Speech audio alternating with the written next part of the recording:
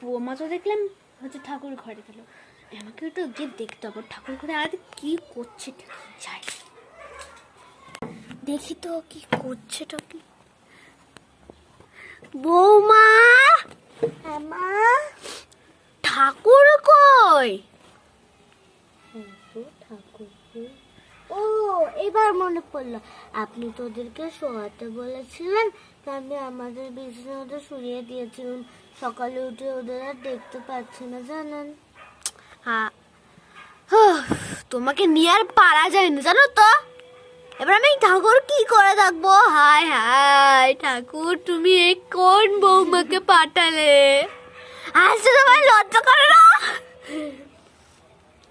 লজ্জা করবে কেন মা, হাসতে তো সবাই পারে। ও কমান ঠিকই একটা।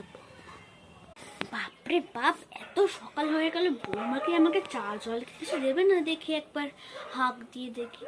বৌমা চল, আমাকে তাড়াতাড়ি দিয়ে যাও, আমি কি সকালে খালি মুখে বসে থাকবো নাকি? হ্যাঁ মা যাচ্ছি, চা জল দিলে চা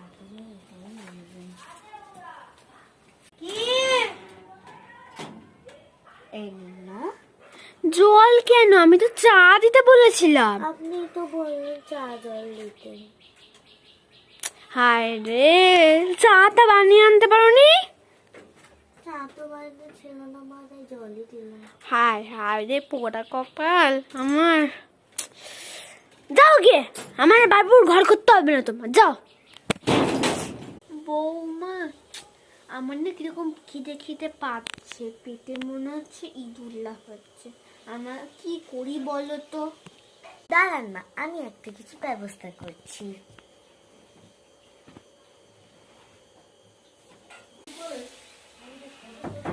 মা এই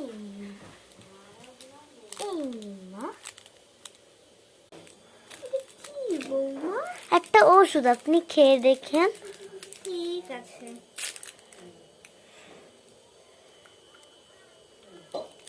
এটা কি রকম একটা নোনতা নোনতা লাগছে?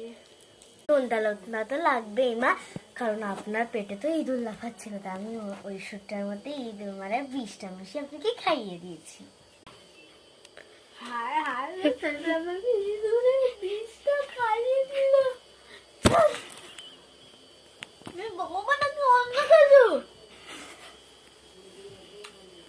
মুখটা কিরকম ব্যথা করছে।